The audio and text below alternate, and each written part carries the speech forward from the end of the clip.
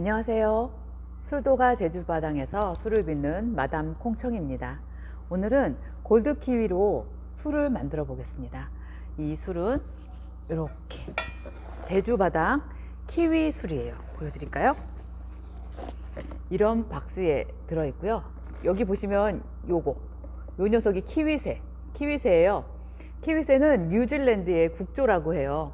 근데 뉴질랜드에는 키위로 만든 술이 없어요. 그래서 한라산까지 키위새가 키위 술을 마시러 오는 이런 술 상자 디자인이고요. 보시면 저희 이제 양조장 술도가 제주바당 카페에 오시면 이렇게 키위 술을 맛보실 수 있습니다. 이 키위 술을 어떻게 만드는지 한번 제가 보여드리겠습니다. 키위 술. 글씨는 키위고요. 아주 간단해요.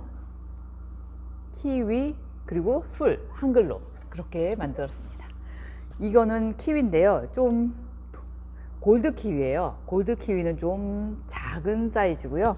보시면 이렇게 갈라 보시면 좀 노르스름한 맛이 나죠. 노르스름한 색깔이고 당도가 좀 더 높아요. 그래서 요 키위를 이용해서 요 키위 이렇게 잘라서 숟가락으로 파거나 아니면 칼로 껍질을 벗겨서 키위 와인을 만듭니다. 키위 와인을 만든 후에 그게 발효가 다 돼서 키위 와인이 완성이 되면 그걸 이제 증류를 하는 거죠. 증류를 해서 40도에 맞춘 게 이 키위 증류주 40도예요.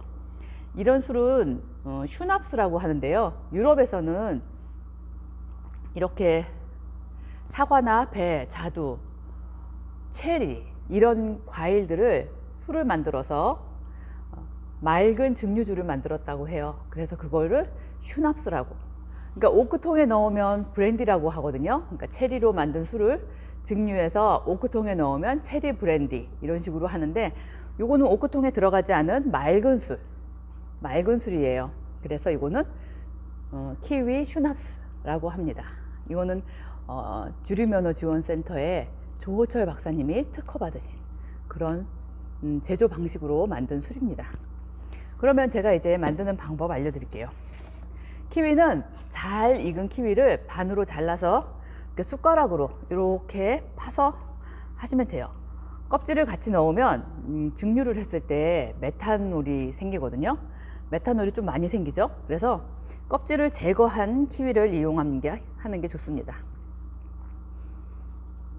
이렇게요. 그래서 이게 몇 개 더 해볼게요. 키위가 잘 익었습니다. 이거는 이렇게 잘 껍질을 벗깁니다. 숟가락을 이용해서 해도 잘 익은 키위는 숟가락으로 하면 잘 되는 것 같아요. 이렇게. 이거는 먹어도 맛있는 키위예요.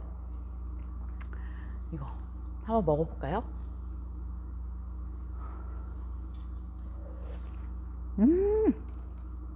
당도가 한 16브릭스?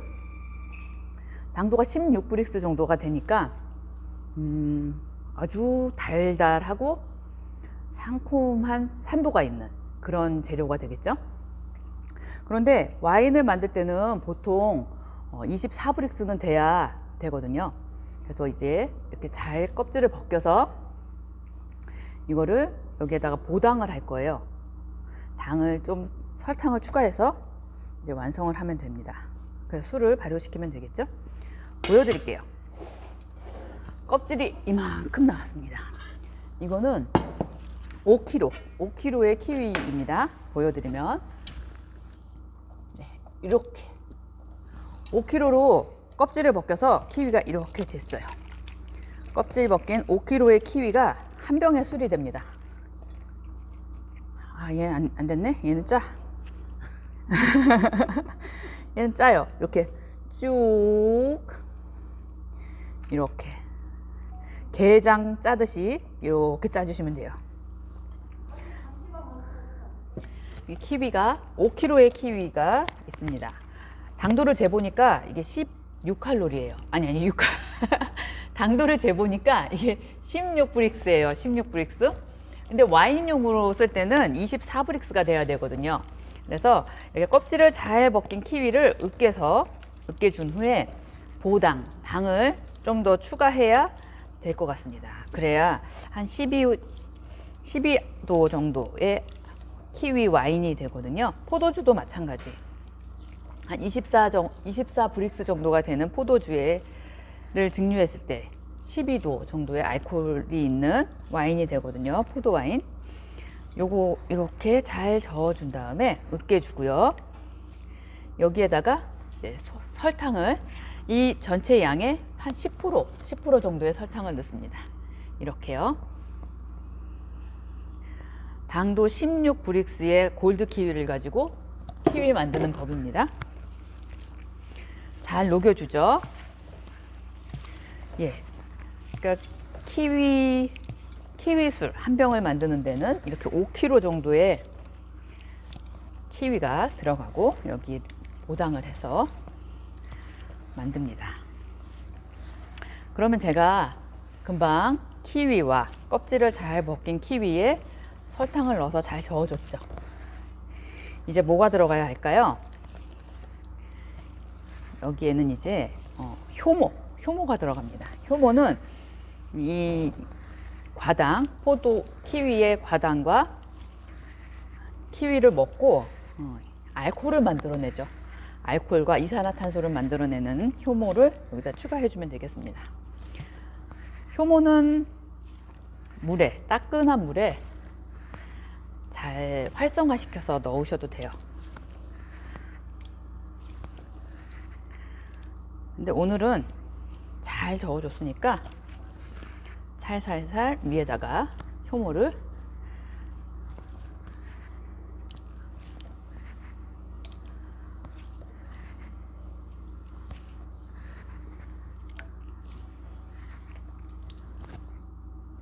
한 2분 정도에서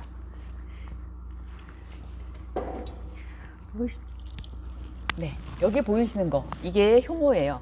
효모 양은 한 숟가락 정도가 들어가겠네요. 이 정도의 효모가 필요합니다. 이 효모는 어떤 효모를 쓰면 좋냐면요, 퍼미빈이라는 효모를 씁니다. 저는 일단 이 효모는 한 40도 정도의 따뜻한 물을 부었을 때 활성화되거든요. 그러니까 여기 안에 있는 효모균이 살아나겠죠. 따뜻한 물로 한 10분에서 20분 정도 따끈하게 해주면 얘가 이제 효모가 눈을 뜹니다. 이렇게 돼요. 이렇게요. 효모 활성화시키는 과정이에요.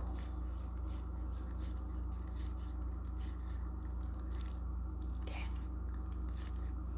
네, 효모물입니다.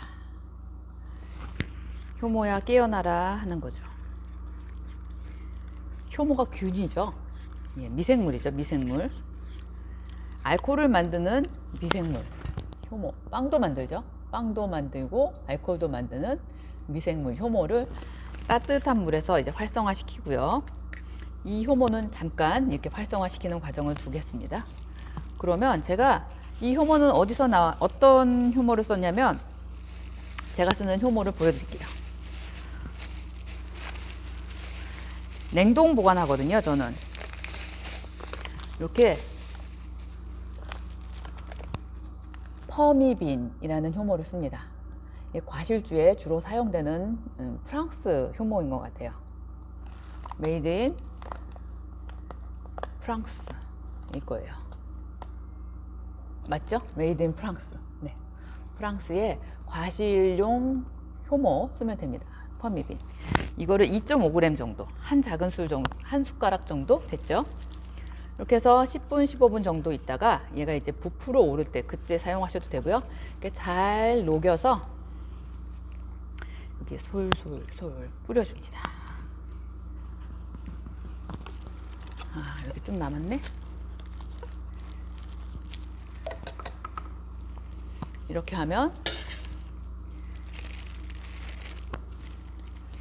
하면 이제 키위 술이 만들기는 다 완성이 된 거고요. 이제 이스트, 효모가 술 만들기를 해야겠죠.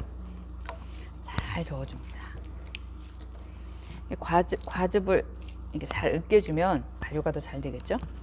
3일간은 이 키위술을 잘 저어주고요. 효모가 3일간은 새끼를 낳으면서 증식을 하거든요. 증식을 할 때는 산소가 필요하니까 잘 저어주고, 그 다음에는 밀폐를 해서 증식하지 말고 이제 알코올을 만들거라, 이렇게 하면 됩니다. 3일간만 잘 저어주고 그 다음 밀폐 용기에서 발효를 시키면 되거든요. 온도에 따라 다른데 14일에서 20일 정도 발효하고, 이제 더 이상 술이 발효가 완료됐다 하면 그때는 증류를 하시면 됩니다. 아니면 키위 와인으로 드실 수도 있는데, 키위 와인은 저는 별로 맛이 없더라고요. 저는 증류한 키위 맑은 증류주 슈납스를 만들겠습니다. 이렇게 됐고요. 이제 유리병에 담으면 되겠습니다.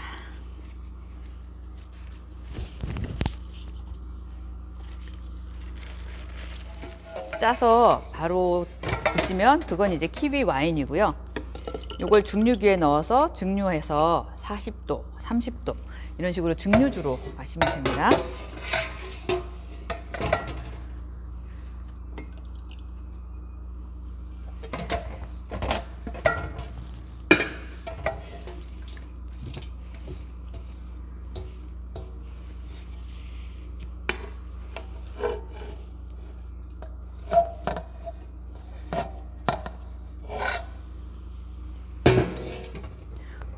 술병은 이게 너무 꽉 채우지 말고요. 이 정도 채우시면 좋을 것 같아요. 80에서 90% 정도 채우시면 되고, 서늘한 곳에서 한 18도에서 25도 사이에서 발효를 하시면 돼요. 낮은 온도에서는 좀 발효 기간이 길어지고요. 따뜻한 곳에서는 발효 기간이 짧죠. 이렇게 키위술 만들기가 완성되었습니다. 뚜껑을 덮고 아침 저녁으로 한 번씩 저어주면 됩니다. 3일간. 그런 다음에는 뚜껑을 안에 탄산이 살짝 새어 나올 수 있는 정도로 꽉 닫으시면 되겠어요. 너무 꽉 닫지는 마시고 이 정도 이렇게 해서 발효를 하시면 됩니다. 네. 여기서 이제 아마 알코올 도수도 여기서 느껴질 거예요. 여기서. 그러니까 요거 짜다가 손목 나간다고.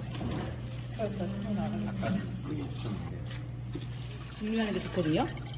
온도는 가스레인지로 하세요, 여기는? 예.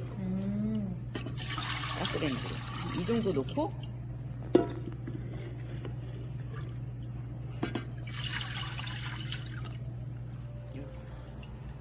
이건 필터링을 하기 전에. 예.